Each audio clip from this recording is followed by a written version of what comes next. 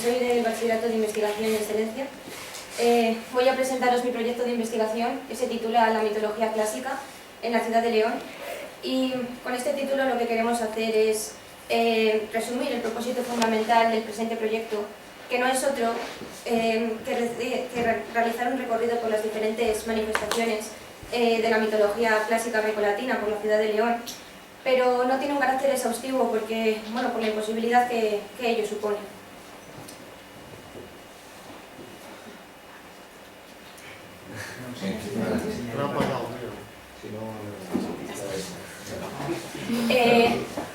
Previo estudio de los diferentes mitos, recopilación de información procedente de estudios de muy diversos autores y la observación in situ de los diferentes elementos mitológicos en los principales monumentos, calles, fuentes públicas y plazas de la ciudad, hemos procedido a la redacción del proyecto, que en sí mismo tiene un carácter novedoso, puesto que, si bien es cierto que existen muchos estudios que tratan de descifrar el significado simbólico de los diferentes o de las obras de los principales monumentos, no todos ellos se centran únicamente en la mitología, aunque sí que es cierto que pueden incluir referencias a ella. El trabajo se ha realizado durante el curso correspondiente al año 2015-2016, pero ha resultado un tiempo insuficiente para un trabajo de estas dimensiones, y es una de las dificultades principales, junto con el problema de la extensión.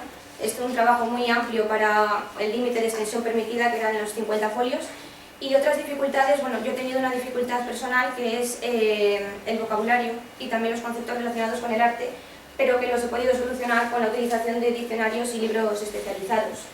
Y también otra dificultad importante ha sido la imposibilidad de acceso a ciertos lugares donde sí que se conoce que hay elementos mitológicos, pero que no se han podido incluir en el trabajo. También hay muchos elementos que se encuentran en lugares altos o poco accesibles, para los que se necesitaría un equipo fotográfico especializado. Como no se ha tenido, la mayor parte de las fotografías incluidas son de diversos autores, pero siempre se especifica de dónde se han obtenido y también el autor. Por último, he de decir que se trata de un proyecto con una función práctica, puesto que se puede realizar una guía que incluya un recorrido que sirva de interés, o que sea de interés para tanto ciudadanos como turistas y cualquier tipo de institución que se muestre interesada en poder realizar o conocer los diferentes elementos mitológicos de la ciudad. También se trata de un proyecto con un carácter abierto, puesto que es muy difícil condensar toda la información en un trabajo, como ya he dicho, de estas dimensiones. Se ha ido creando de forma paralela a la redacción del proyecto una página web que se irá ampliando o completando con todos los elementos o todas las representaciones que no hayan sido incluidas. He incluido aquí un pantallazo de la página web y ya, bueno, la haré pública cuando la tenga más bien presentable y ya os lo pasaré. Antes de empezar a analizar los elementos mitológicos, quiero explicar un poco cómo surge la mitología o por qué surge la mitología. Básicamente es para conocer las respuestas a grandes interrogantes que plantea la naturaleza y también el propio ser humano. Por ejemplo, de dónde venimos, quiénes somos y qué hay después de la muerte. Y de esta manera surgen los mitos, que son relatos que están protagonizados por seres o fuerzas sobrenaturales y que mezclan elementos fantásticos y hechos históricos y que finalmente tendrán una función pedagógica. Primeramente se irán transmitiendo de forma oral, pero después los conoceremos gracias a la escritura y al legado de poetas como, por ejemplo, Homero, Virgilio o Hesíodo, entre otros. También he de decir que, aunque nosotros pensemos que los dioses romanos y los griegos se parecen bastante, y de hecho en algunas ocasiones solo difieren el nombre, lo cierto es que en un primer momento los dioses griegos empezaron a ser antropomorfos, mientras que los dioses romanos eran entes sin rostro ni forma que ayudaban en las tareas del hogar. Por eso cada familia tenía unidades familiares.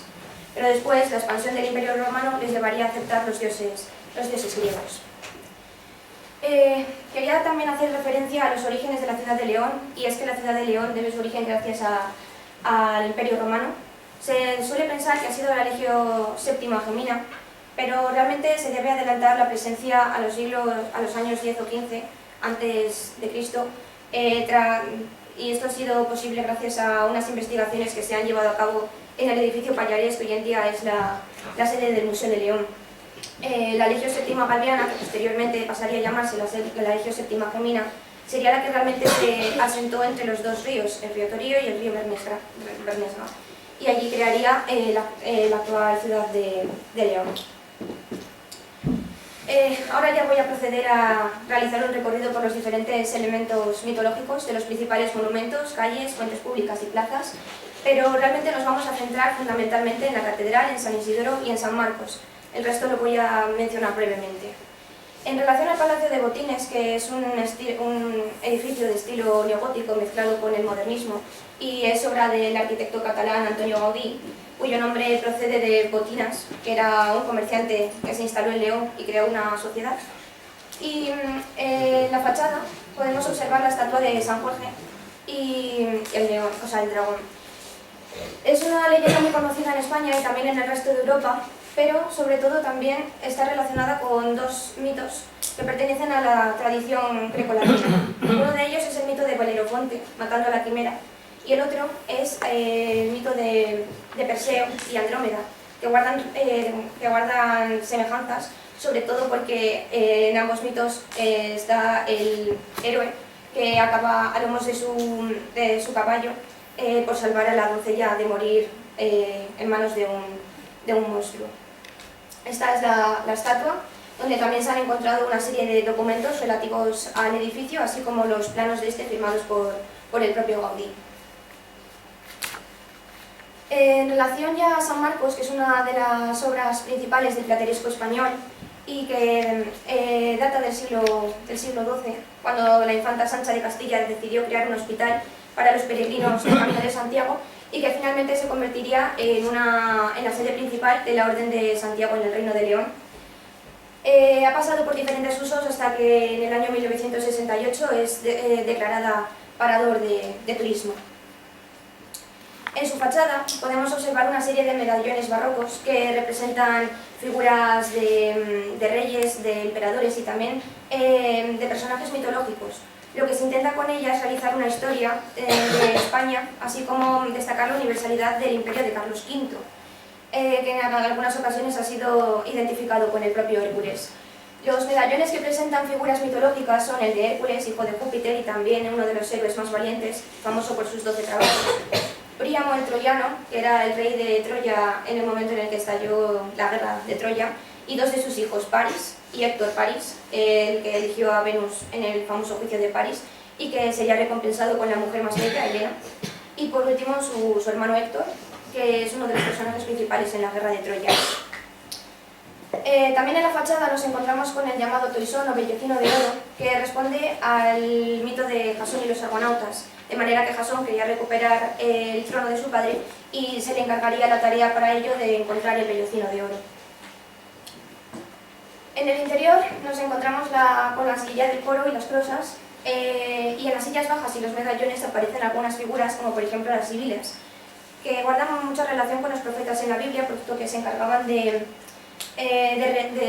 transmitir los mensajes de los oráculos. También podemos observar cornucopias, son el símbolo de la prosperidad y que surgen del mito de Zeus. Se dice que Zeus era alimentado por la cabra maltea y que un día jugando con su cuerno se lo arrancó, pero le confirió el poder de la abundancia. Por eso las cornucopias en el caso de San Marcos están representadas con tallos vegetales y de ellas surgen caballos y otra serie de figuras que representan los antiguos miembros de la Orden de Santiago. En las misericordias encontramos referencias a Andrómeda y también al mito de Hipodamía y Pirito, o cuando ha sido ella raptada por Eurito. También mascarones que se comienzan a diferenciar de las máscaras, siendo los mascarones puramente decorativos. También encontramos putia, morcillos o niños, que representan el amor profano y que en algunas ocasiones son confundidos con Cupido, pero que realmente son sus siervos o los de su madre, Venus. Algunos de ellos llevan emblemas y por ello se les llaman los putiportaemblemas. También encontramos angelotes con las alas desplegadas. Pasamos a San Isidoro, que es uno de los complejos arquitectónicos de estilo románico más importantes y también la primera iglesia románica del Reino de León, y que realmente los restos de San Isidoro de Sevilla llegaron en época de la hija de Alfonso V, Sancha, y de su marido Fernando. En la fachada encontramos un zodiaco que presenta también elementos mitológicos, sobre todo, como podemos ver en esta imagen, que representa una especie de Mitra matando a un toro. Lo cierto es que Mitra, el culto a Mitra, pudo llegar a la península ibérica gracias al Imperio Romano pero también hay referencias a Mitra ya en los Vedas de la India. Siempre se le ha representado con un toro, siendo ya este animal el símbolo de la deidad. También encontramos a Sagitario, aquí, que está representado por un centauro con su arco. Estas son unas imágenes más detalladas del zodiaco, que se divide en dos partes. También en la fachada podemos encontrar